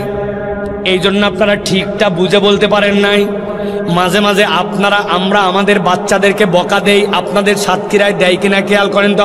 এই বাচ্চাই, খবরদার শয়তানি করবি না, এই বাদরামি করতেছিস কেন, এই ফাউল কাজ শয়তানি কাজ করিস কেন, এরকম মাঝে মাঝে বলেন কিনা? এটার মানে কি? এইটার মানে ওই বাচ্চাকে, ওই ছেলেকে যেই কাজ করতে নিষেধ করতেছেন, আপনি জানেন ওইটা শয়তানি কাজ, ওইটা করলে শয়তানকে অনুসরণ করা হবে, শয়তানের কথা শোনা হবে, ঠিক না? কিন্তু আল্লাহ এই জায়গায় ভিন্ন কথা বলেছেন। ভাই, দিলের কান দিয়ে কথাগুলা বোঝেন। আল্লাহ বলছেন আল্লাহর বিধান থেকে মুখ ফিরাই নিছো, তুমি এখন শয়তানের অনুসরণ করো না। ফাআতবাহুশ শাইতান, শয়তান এখন তোমার অনুসরণে। আর একবার যার পিছে শয়তান লাগবে, ফাকানা মিনাল গাওয়িন, আল্লাহ বলছেন পথভ্রষ্ট না হলে তার আর কোনো উপায় নাই। তাহলে এখানে অপরাধ কয়টা? যুবকরা বলো কয়টা? জোরে বলেন কয়টা? আল্লাহ বলছেন নবী আপনি সামনে বাড়ান, চলেন সামনে দিকে একটু আগাই। আল্লাহ বলছেন ওয়ালাউ শিনা লারাফানাহু বিহা, ও আমার হাবিব আপনি বলে দেন, যদি ওই ব্যক্তি আল্লাহকে মেনে নিত, দ্বীনের বিধান মেনে নিত, কোরআন মেনে নিত, ইসলামের পক্ষে থাকতো, গাফলতি না করত, নিজে নিজে পণ্ডিতি না করত, আল্লাহর বিধানের উপরে মাথা না কাটাতো, ওয়ালাউ শিনা, যদি আমি আল্লাহ চাইতাম, লারাফানাহু বিহা, ওই মানার দ্বারা তার মর্যাদা আরো দ্বিগুণ বাড়াই দিতাম, তার ইজ্জত আসমানে উঠাই দিতাম। আল্লাহু আকবার। কিন্তু আল্লাহ বলছেন আগে তো দুইটা অপরাধ করছেই, ও আমার হাবিব এইটুকুতে থেমে থাকে নাই, সে আরো দুইটা অপরাধে নিজেকে জড়িত করেছে। এবার একসাথে বলেন, আগে ছিল দুইটা অপরাধ, পরে আরো দুইটা অপরাধ, তাহলে টোটাল অপরাধ কয়টা? সবাই বলে নাই কয়টা? হাতগুলা নিচে নামান, এরকম করে রেডি করবেন, ডান হাত বের করে দেখাবেন, একসাথে হাত তুলে টোটাল অপরাধ কয়টা? যারা হাত তোলেন নাই আরেকটা সুযোগ দিলাম, হাত নামান, একসাথে হাত তোলেন, টোটাল অপরাধ কয়টা? শেষ সুযোগ দিলাম, আমি অন্তত 10-15 জন দেখছি তারা হাত তোলে নাই, আমি একদম চেহারা বলে দিতে পারবো। একসাথে বলেন আবার, টোটাল অপরাধ তাহলে কয়টা? হাত নামান। অনেকেই চিন্তা করছে কোত্তে এক হুজুর নিয়ে আইছে খালি হাত তোলো হে করছে। এর কারণ আছে ভাই, অধিকাংশ আমাদের ওয়াজ বাড়িতে যায় না, সব ওয়াজ মাঠে থাকে। বক্তা খানিকক্ষণ ওয়াজ করে, খানিকক্ষণ গরম মারে, খানিকক্ষণ গজল গায়, খানিকক্ষণ কি গল্প শোনায় আবার শেষে বলে আজকে ওয়াজ শেষ করতে পারলাম না, আবার যদি দেখা হয় ইনশাআল্লাহ শেষ করব, মানে আগামী বছরের দাওয়াত কনফার্ম। আমি কোনো বক্তার সমালোচনা করতেছি না, বুঝানোর জন্য বললাম আমার টার্গেট আজকের ওয়াজ মাঠে থাকবে না, বাড়িতে যাওয়া লাগবে, ঠিক না? মহিলারা ওয়াজ শুনতেছে, মহিলারা ওয়াজ শুনতেছে নাকি ভাই? শুনতেছে? শিওর আপনারা? বহু মহিলা ওয়াজ শুনতেছেন, আমি শিওর। আসছে, আসার পরে দেখে ছোটবেলায় একটা মেয়ের সাথে দেখা হয়েছিল, ওর আবার বিয়ে হয়েছে, ওর আবার বাচ্চা হয়েছে, তুই মরজি না, তোর আবার বিয়ে হয়েছে, তোর আবার শোল। এই যে গল্প উঠছে, ওর ননদ শাশুড়ি, এই কাহিনী করতে করতে ওয়াজ শেষ। আছে না ভাই? আবার অনেকে কোলে করে একটা রেডিও চ্যানেল আনছে, কারোটা 11 মাস বয়স, কারোটা 2 বছর। আসার পরের থেকে ওই খালি হ্যাঁ হ্যাঁ হ্যাঁ হ্যাঁ, বাকি লোকের ওয়াজ শোনা শেষ। আছে কিনা ভাই? মহিলারা আসে অনেক আবেগ নিয়ে, কিন্তু ওয়াজটা মন দিয়ে শোনে না, বাড়িতেও নিয়ে যায় না, ঠিক কিনা? মা বোনদেরকে আমরা দেখতে পাচ্ছি না, কিন্তু আল্লাহ আপনাদেরকে দেখতে পাচ্তেছে। এই ওয়াজের মধ্যে নারী পুরুষ সবাই আছে। তাহলে মা বোনেরা বলেন তো আল্লাহকে হাত দেখায়া যে তাহলে টোটাল অপরাধ আল্লাহর নবীকে দিয়ে আল্লাহ জানাতে বলছেন কিয়ামত পর্যন্ত মানুষের জন্য কয়টা? একসাথে সবাই হাত তুলবেন, টোটাল অপরাধ কয়টা? আলহামদুলিল্লাহ, হাত নামান। তাহলে আগে ছিল একটা জেনে বুঝে আল্লাহর বিধান অস্বীকার করা, মনে আছে তো? 2 নম্বর, শয়তান তার পিছনে লেগে যাওয়া। এবার চলেন সামনে বাড়াই। আল্লাহ বলছেন ওয়ালাউ শি'না লারাফা'নাহু বিহা, যদি আমি আল্লাহ চাইতাম তার মর্যাদা আসমানে উঠাই দিতাম। ওয়ালাকিন্নাহু আখলাদা ইলাল আরদ, ওই ব্যক্তি 3 নম্বর অপরাধ, ওই ব্যক্তিটা নিরেট দুনিয়াদার হয়ে গেছে। আরবিতে খুলদুন মানে এমন চতুষ্পদ জন্তু যারা ঘাস খায়, খড় খায়, পানি খায়, সব সময় তারা মাটির দিকে মাথা নিচু করে থাকে, মাঝে মাঝে কাল্লা উঁচু করলেও ওর জমিনমুখী সব সময়। ওই প্রাণীগুলা সব সময় মাটির দিকে মুখ নামায় রাখে। এরকম প্রাণী চিনেন ভাই? গরু চেনেন না? ছাগল চেনেন না? আল্লাহ বলছেন আরবিতে এদেরকে খুলদুন, কিন্তু আল্লাহ বলছেন এই দুনিয়ায় কত মানুষ আছে হালাল হারামের বিবেচনা করে নাই, আল্লাহ রাব্বুল আলামিনের হুদুদকে মানে নাই। ওই ব্যক্তিরা আখলাদা ইলাল আরদ, ওর কেবল দুনিয়া চায় আর দুনিয়া যায়, দুনিয়ার স্বার্থে সে যা ইচ্ছা তাই করছে, সত্যকে মিথ্যা বানাইছে, মিথ্যাকে সত্য বানাইছে, ভুয়া সাক্ষী দিতেও সমস্যা বোধ করে নাই। পড়ালেখা করে বিচার বোঝার পরেও 2 নম্বর বিচার করতে তার হাত কাঁপে নাই। আল্লাহ বলছেন ওয়ালাকিন্নাহু আখলাদা ইলাল আরদ। আপনার আমার এলাকাও এরকম লোক আছে, চেনেন আপনারা ভাই? চেনেন? দুনিয়ার স্বার্থে যা ইচ্ছা তাই করতে পারে, আল্লাহ আল্লাহ রাসূল ধুত্তুরি এইগুলাকে গোনেই না। আছে কি না? আমি 2-1 জনকে চিনি, ঈদের সময় 2-1 জনের সাথে আপনাদেরও দেখা হয়েছিল, দেখেন তো চিনেন কিনা। কাপড় কেনার জন্য এক দোকানে গেছিলেন, যাওয়ার পরে কাপড় পছন্দ হয়েছে, দোকানদার হঠাৎ করে বলতেছে দাম কত, শোনার পরে বলছে আপনার মতো চেনা লোক বলে কেনা দামে দিলেন, বাপ দাদার জন্মে আপনাকে দেখেনি, আপনাকে বানাইছে চেনা লোক, 1000 টাকা আপনার কাল্লা কেটে ফেলছে, বলছে কেনা দামে দিলাম। আছে কিনা ভাই? ওর দোকান হালাল, ব্যবসা হালাল, কাপড়ও হালাল, মুনাফা করাও হালাল, কিন্তু দুনিয়ার সামান্য একটু স্বার্থের জন্য টন টন করে মিথ্যা কথা বলে। এরকম মুসলমান আছে কিনা? আছে। মসজিদের মধ্যে নামাজ পড়ে, কিন্তু সকালবেলা কোদাল নিয়ে যখন মাঠে কাজ করতে যায়, লোকজন জিজ্ঞাসা করছে, বাবাজি এত ফজর বেলা কই যাও চাচা? কই বাবা রোদ উঠলে আর কাজ করতে পারি না, মাথা গরম হয়ে যায়, এই জন্য জমির একটু আল কাটতে যায়, আমার ঘেরের একটুখানি আল সমান করতে যায়। আসলে টার্গেট ভিন্ন, ওর সাথে যার ঘের লাগানো, ওর সাথে যার ভুঁই লাগানো, ওই পারের লোক এখন আল কাটে পারে নাই, উনি কোদাল দিয়ে আল কাটার নাম করে 4 আঙ্গুল একটু জমি ঠেলতে যায়, সাতক্ষীরায় না। ভালো করে বোঝেন, 1 বিঘা জমি আপনার হালাল, এই 4 আঙ্গুল আপনি মাত্র ঠেলছেন। ওই 4 আঙ্গুলে ধান যদি লাগান, সর্বোচ্চ আপনার 5 কেজি ধান হয়েছে, আর এদিকে আপনার 20 মণ ধান হয়ে গেছে। ওইটার খাজনা নাই, খারিজ নাই, দাড়ি টুপিওয়ালা, কিন্তু লোভ সামলাতে পারে নাই, কোদালের কবজে দিছে। ওই 4 আঙ্গুল হারাম তার জন্য, ওই লোক নামাজ পড়ে, আল্লাহ মানে, তারপরেও দুনিয়াদার হয়ে যাওয়ার কারণে লোভ সামলাতে পারে নাই। আছে কিনা?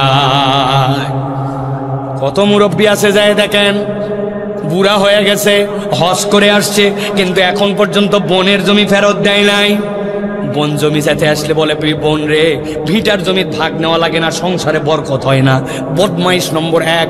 এইরকম কতগুলা বুড়া দাড়িওয়ালাও আমাদের সমাজে আছে কিনা?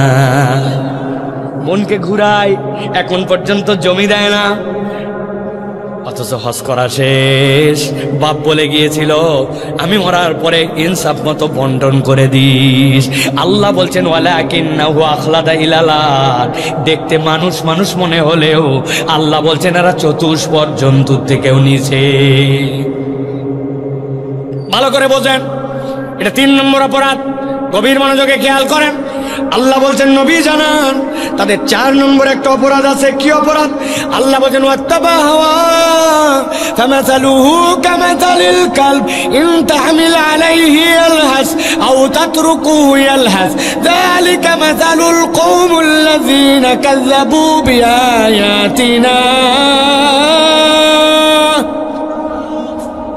আল্লাহ বলছেন, ওই মানুষগুলার 4 নম্বর অপরাধ, ওই মানুষগুলা হচ্ছে ওয়াত্তাবা হাওয়া, সবচেয়ে ডেঞ্জারাস পয়েন্ট। আল্লাহ বলছেন, কেবলমাত্র জেনে বুঝে আল্লাহর আয়াত স্বীকার করছে এরকম নয়, কেবলমাত্র শয়তান তাদের পিছে লাগছে এরকম নয়, কেবলমাত্র নিরেট দুনিয়াদার হয়েছে এরকম নয়। তাদের 4 নম্বর অপরাধ, ওই মানুষগুলা মন পছন্দ জিন্দেগি চালায়, আল্লাহ আল্লাহ রসুলও মানে, আবার নিজের দিল যতটুকু টানে সেটাও আবার পালন করে। এরকম মুসলমান আপনার আমার এলাকায় আছে কিনা? খবরদার আর আছে বলবেন না, বলেন আমরা। কিসের আছে? আছে আবার কি জিনিস? ও চাচা, আপনার মুখে এখনো দাড়ি নাই কেন? আপনার বয়স তো 70+। বলছে, বাবা দাড়ি রাখলে চুলকায়, আর তোমার শাশি আম্মা দাড়ি রাখা পছন্দ করে না। ওরে মরদ, আছে কিনা এরকম? আমার আল্লাহ রাব্বুল আমিন দাড়ি রাখতে বলছেন, নবী বলছে, ওই বেটা দাড়ি রাখে না, অথচ মুসলমান পরিচয় দেয়, মানে আল্লাহ মানে, আবার নিজের দিলও মানে, উনার বউ ইলা, আবার আল্লাহ ইলা। আছে কিনা? ও তরুণ ও যুবক, তোমার মুখে দাড়ি নাই কেন? বলে, হুজুর সামনে বিয়ের কথাবার্তা চলতেছে, যেই মেয়ের সাথে কথা, ওই মেয়ে আগেই বলছে দাড়িওয়ালা ছেলে পছন্দ করে না। আমি আপনার কাছে দ্ব্যর্থহীন কণ্ঠে বলে দিতে চাই, কোন মেয়ে যদি দাড়ি পছন্দ না করে, ওই মেয়েকে বিবাহ করা জায়েজ নাই।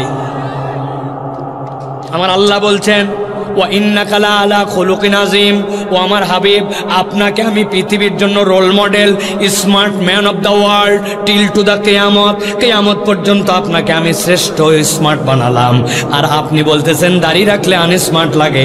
এইটা না বুঝে বললে সমস্যা নাই, বুঝে বললে আপনার ঈমান চলে যেতে পারে, ঠিক না? ভালো করে বুঝে নেন। যে ঢাকায় নাকি এক ছাত্রকে এক শিক্ষক বলছিল, দাড়িটা এরকম একটু পুকু পুকু লম্বা, বলছে তোক দেখতে ছাগল ছাগল লাগে। আছে না অনেকের এরকম দাড়ি? ওই স্যার যেই বলছে মনে করছে এই ছেলে তো বিরাট বড় প্রেস্টিজের মধ্যে পড়ে যাবে, ছেলে আবার বুদ্ধিমান, বলছে sir you are absolutely right, আপনি যা বলছেন কথা ঠিক। তো করলাম আমি অপমান, আর তুই বলতেছিস কথা ঠিক, ব্যাপারটা কি? বলছে স্যার আমার যা আছে আপনি তো তাই বলছেন, তবে আমারও একটা মনের কথা আছে, আপনি সাহস দিলে বলবো। বলছে বল, কি বলবো? বলে আমার দাঁড়িয়ে এরকম ছাগলের মতো জন্য আপনি বলছেন আমাকে দেখলে ছাগল ছাগল লাগে, আপনার কথার সাথে আমি শতভাগ একমত, তবে আপনার চেহারার দিকে আমি যতবার তাকাই ততবার আমার কুত্তা কুত্তা লাগে। কুত্তার মুখে দাঁড়িয়ে আছে ভাই। আপনি কেমনে তাহলে ওয়াত্তাবা হাওয়া, আপনি আল্লাহকেও মানেন, আবার আপনি আপনার মন পছন্দ জীবনও চালান, এরকম মুসলমান আছে কিনা? 1 মাস মহিলা রোজা করছে, বাপ রে বাপ হেজাব করছে, পর্দা পুশিদার সাথে চলছে, কিন্তু ঈদের দিন যখন হয়েছে উনি 3 পিস 2 পিস 1 পিস পরে রাস্তাতে মেকআপ মেরে ঘুরে বেড়াইছে, উনার কোনো পর্দাও নাই পুশিদাও নাই। রোজা মানলেন কার হুকুমে আর বেপর্দা ঘুরলেন কার হুকুমে? সাতক্ষীরা অঞ্চলে এরকম মেয়ে মানুষ আছে না? না আছে, এরকম মহিলা আছে। মাহফিলে আসছে ওয়াজ শোনার জন্য, মানুষ আসছে হাত মোজা পরে, পা মোজা পরে, মুখ ঢাকায়া, সাথে একটা 18 বছর ধরে নিয়ে আসছে, উনি খালি পরে আসছে 3 পিস পরে। জিজ্ঞাসা করছে আরে বেটি তোমার বয়স 60 বছর হয়েছে, তোমার পর্দার বিধান হালকা, আর যেই বেটির পর্দা করা লাগবে তার অবস্থা কেন? বলতেছে বেশি বকাবকি করো না, আমিও বিয়ার পরে পর্দা ধরছি, বেটিও বিয়ার পরে পর্দা ধরবে নি। আছে কিনা এরকম? আছে কিনা? আপনি কোনটা আল্লাহর হুকুম আপনি বুঝলেন না। ওয়াত্তাবা হাওয়া, আল্লাহ বলছেন তুমি তোমার মনকেও ইলা বানাইছো, আবার আল্লাহকেও মানো। এইরকম টাউট মার্কা মুসলমান নারী পুরুষ আছে কিনা? আবার বলে আছে, বলেন আমরা এত বড় দাড়িওয়ালা, আসরের নামাজের পরে চায়ের দোকানে বসে পান খাইছে একটা হাকিমপুরি বাবা, খিলাল করতেছে। এমন সময় এক লোক যায় বলছে ভাই 1000 টাকা হাওলাত দেন, বাচ্চাকে ডাক্তার দেখানো লাগবে। বলছে ঝামেলা পাকাস না, হাতে টাকা নাই। বলছে আমি যে কত বড় বিপদে আপনি জানেন না, বাচ্চার ট্রিটমেন্টের জন্য 1000 টাকা দেন হাওলাত। বলছে বললাম হাতে টাকা নাই। ওই ছেলে বলছে চাচা আমি না বুঝে আপনার কাছে আসি নাই বাবারে, জেনে বুঝে আপনার কাছে আসছি। আজকে বুধবার 1000 টাকা দেন, আল্লাহ মাসালা আগামী রবিবার 1250 টাকা নগদ ক্যাশ রিটার্ন। মুরব্বী বলতেছে বেকুব কোথাকার, মানুষের হাতের টাকা থাকে নাকি? বাড়ির চল। বাড়িতে নিয়ে চলে গেছে। বাড়িতে যাওয়ার পরে 1000 টাকা বাইর করে দে, বলছে লাগলে বল আরো। তো চাচিও কিন্তু এই ব্যবসা করে, বসে থেকে কি করবে মহিলা মানুষ, 2 টাকা খাটায়। তবে যা করবি তাড়াতাড়ি কর। ছোট দিনের বেলা মাগরিবের আজান হয়ে গেছে, আমি জামাতে নামাজ ধরবো। আসরের নামাজ পড়ে আসি, দাদনে টাকা লাগায়, সুদে টাকা খাটায়া আবার মাগরিবের নামাজ জামাতে ধরতে চায়। এরকম কতগুলা দাড়ি টুপিওয়ালা জুনা বুড়া মুনাফিক মুসলমান আছে কিনা? কথা বলতে হবে, আছে কিনা? আমার আল্লাহ রাব্বুল আমিন বলছেন ওয়াত্তাবা হাওয়া, ওই মানুষ কারা? ওই নামাজের ইসলাম কার্ডটা মানলো আর ওই সুদ খাওয়ার ইসলাম কার্ডটা মানলো, ও তার মন পছন্দ জিন্দগি চালায়, ঠিক কিনা? হাজার ওয়াজ করেন, নামাজের ওয়াজ কোনো সমস্যা নাই, রোজার ওয়াজ সমস্যা নাই, কিন্তু যদি বলেন দেশের টাকা বিদেশে যারা পাচার করলো, বাংলাদেশ ব্যাংকে হাওয়া করে দিল, রাস্তাঘাট খাইয়ে ফেললো, এই চোরগুলার বিচার কোরআনের আইন দে হোক, হাত কাটার বিচার কোরআনের আইন দে হোক, মহিলাদেরকে অপমান করলে তার বিচারটা কোরআনের আইন দে হোক, সাথে সাথে বলবে এতক্ষণ ওয়াজ লাইন মতো ছিল, এখন তো দেখি বক্তা দলীয়। আছে কিনা? দল খুঁজে তখন আল্লাহর কথা বললেই আপনি বুঝেন, ভালো করে বোঝেন, আপনার অন্তর এখনো ঠিক হয় নাই। ওয়াত্তাবা হাওয়া, আপনি এখনো মন পছন্দ জিন্দগি চালাচ্ছেন আর মনে করতেছেন আমার দাঁড়িয়ে, আমার টুপি, আমার নামাজ আমাকে সালসালায়া জান্নাতে নিয়ে যাবে। জান্নাতে যাওয়া এত সোজা নয়। আল্লাহ বলছেন উদখুলু ফিস সিলমি কাফা, আংশিক নয়। আল্লাহর বিধান কতকটা মানবার কতকটা মানবা না, এই ভণ্ডামি টুপি দাড়ি দিয়া পার হবে না, ঠিক না? দরবেশের দাড়ি কি কালো ছিল না সাদা? ও বাবা চেনেই না দেখিলা কালো, চাষার পরে 57,000 কোটি টাকা এক লোক দেশ থেকে পার করে দিছে। কথা বলতে ভয় পা আব্দুল্লাহ সাইফুল্লাহ আজকে 5 আগস্টের পরে এই কথা বলতেছে না, বিগত 12 বছর একইভাবে জুমার মঞ্চে বসে বসে এই কথা বলছে আল্লাহর জন্য।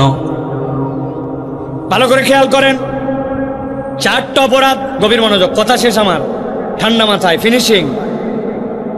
আল্লাহ রাব্বুল আলামিনের বিধান জেনে বুঝে অস্বীকার, 2 নম্বর শয়তান অনুগামী মিলান, 3 নম্বরে নিরেট দুনিয়াদার, দুনিয়ার জন্য যা ইচ্ছা তাই করতে পারে, হালাল হারাম মানে না, আল্লাহর হুকুমের তোয়াক্কা করে না। 4 নম্বরে ওয়াত্তাবা হাওয়া, মন পছন্দ জীবন চালায়, নামাজ রোজাও করে, মিথ্যা কথাও বলে, নামাজ রোজাও করে, বেপরদাও করে, নামাজ রোজাও করে, আবার আল্লাহর আইনের বিরোধিতাও করে। আল্লাহ বলছেন ওয়াত্তাবা হাওয়া, আল্লাহ বলছেন এই 4 অপরাধ যার মধ্যে আছে, নবী আপনি জানায় দেন আল্লাহর কাছে তার জন্য একটা উদাহরণ আছে। আল্লাহ বলছেন ফামাসালুহু কামাসালিল কালব ইন তাহমিল আলাইহি ইয়ালহাস আও তাতরুকুহু ইয়ালহাস যালিকা মাসালুল কওমিল্লাযীনা কাযযাবু বিআয়াতিনা। আল্লাহ বলছেন এই 4 অপরাধ যা আল্লাহর কাছে তার উদাহরণটা হচ্ছে কুকুরের মতো। কার মতো? ভালো করে বলেন, কার মতো? হয় নাই, একসাথে বলেন আমার মতো, কুত্তার মতো। এদগাম করে বলতে হবে, কুত্তার মতো। লাস্ট একটা সুযোগ দিব, যারা বলে নাই ছেলে মেয়ে সকলে বলেন তার উদাহরণ আল্লাহর কাছে কুকুরের মতো। কার মতো? কালকে এখানকার লোক যায় বলবে কি বক্তা আনছিল, কুত্তাও বলাইছে 5 বার। ভাইরে এমনি এমনি বলাই নাই, কারণ আছে। আপনি যা ভাবতেছেন তা নয়, আপনি ভাবতেছেন এই 4 অপরাধে অপরাধী, অতএব আল্লাহর কাছে কুত্তার মতো। কারণ কুত্তা একটা খারাপ প্রাণী, নাপাক প্রাণী, ঘেউ ঘেউ করে, কুত্তা নোংরার মধ্যে থাকে, ময়লা খায়, এই জন্য বোধহয় আল্লাহ কুত্তার উদাহরণ দিয়েছেন। জি না, এই বোর্ডটা মাথার মধ্যে ঢুকানোর জন্যই কুত্তাটা 4 বার বলাইছি। দুনিয়াতে এমন কুকুর আছে মানুষের থেকেও বিশ্বস্ত, মানুষের থেকেও বেশি প্রভুভক্ত, কৃতজ্ঞ। জাপানে এক কুকুর তার মালিক হারায় যাওয়ার পরে 5 বছর স্টেশনে ওই গেটের সামনে বসেছিল, ওখানেই 5 বছর ওইটা আমি আসতো। তার কেউ বুঝাতে পারে নাই তার মালিক আর দুনিয়ায় নাই, কিন্তু সে মালিকের প্রতি এমন ফেদ ছিল, 5 বছর আসতো। জাপান রাষ্ট্র স্বীকৃতি দিয়েছে ওই কুত্তা মারা যাওয়ার পরে, প্রভুর প্রতি এমন বিশ্বস্ত দুনিয়ার কোনো কুকুর দেখা যায় নাই। তাহলে অনেক কুকুর আছে মানুষের থেকে বিশ্বস্ত, ঠিক কিনা? আপনি ঠিক বললেও ঠিক, না বললেও ঠিক, কারণ আমার কাছে উদাহরণ আছে। আমি একদিন এক চায়ের দোকানে চা খেতে বসছি। চা খেতে বসার পরে আমি বহু জায়গায় এটা বলি, আমার চায়ের সাথে কিছু ডুবায় খাওয়া লাগে, এটা বদ অভ্যাস। একটা বিস্কুট, একটা টোস্ট, একটা কিছু জুবাই খেলে আমার ভালো লাগে। আপনারাও খান নাকি ভাই? বুঝে বলেন, খান আপনারা? ঠিক আছে, আমার দলের লোক। এখন চায়ের মধ্যে কি ডুবাই খাবো, উপরে তাকাইছি, তাকায় দেখে একটা এনার্জি বিস্কুট ঝুলতেছে, 5 টাকা দাম। কয় পিস থাকে ভাই? জি না, 3 পিস। এখন একটা কমায় দিছে, আমি আপনি জানেনই না, দাম সমান কিন্তু মাল নাই। এত বড় বড় চিপসের প্যাকেট খালি ঝনঝন ঝনঝন করে। কিরে, মাছের মধ্যে না অক্সিজেন দেওয়া লাগে, তুই চিপসের মধ্যে এত অক্সিজেন দিলি কেন? আসলে ভিতরের মাল কমায় দিছে কিন্তু সাইজ কমায় নাই, প্যাকেট বড়, ঠিক কিনা? এখন আমি ওই বিস্কুট নামাই চায়ের মধ্যে দিয়ে ডুবাইছি। যেই না ডুবাইছি, কোত্থেকে একটা লোক যেন হাজির, আসে বলতেছে আপনি সাইফুল্লাহ ভাই, 5 বছর আপনার ওয়াজ শুনি, হায় হায়, জীবনে বাস্তবে দেখবো। এই দেখেন আমার গায়ের কাঁটা দিয়ে ফেলছে, আমার তো বিশ্বাস হচ্ছে না আপনাকে দেখছি। ওরে বাবা, উত্তেজিত এক লোক। আমি বললাম মুরব্বী, আমি সেই সাইফুল্লাহ ভাই, আপনার পছন্দের মানুষ, কিন্তু এত কথা বললেন, এখনো যে সালাম দিলেন না। বলছে ওহ, ভুলে গেছি, আসসালামু আলাইকুম। উত্তেজনা অনেক সময় মানুষের এরকম হয় কিনা ভাই? এই যে ওই লোককে বলছে আপনি বসেন, বাকি ছবি তোলা পরে কথা হবে, আপাতত চা খান। এই কথা বলতে আমার 8-10 সেকেন্ড গেছে, আমার মনে নাই আমি চায়ের মধ্যে বিস্কুট ডুবাই রাখছিলাম। এবার বিস্কুটটা তুলে যেই না মুখের কাছে নিতে যাব, দেখি বিস্কুট অ্যাক্সিডেন্ট করছে। বিস্কুট অ্যাক্সিডেন্ট করে নিচে যাই না পড়ে গেছে, সাথে সাথে কোথার থেকে একটা কুকুর ছিল দূরের থেকে ভোঁ করে আসে মাথা নিচু করে, আমি পা সরাতে দেরি ওই দিকে মাথা নিচু করে 3 সাটা দিয়া ক্লিয়ার। ওই দিনের মতো সোয়া 2 বিস্কুট দিয়ে আমি আমার খাওয়া শেষ করে নামাজে চলে গেছি। পরের দিন আবার ওই জায়গায় এসে বসছি, বসার পরে যাই না চা খাবো।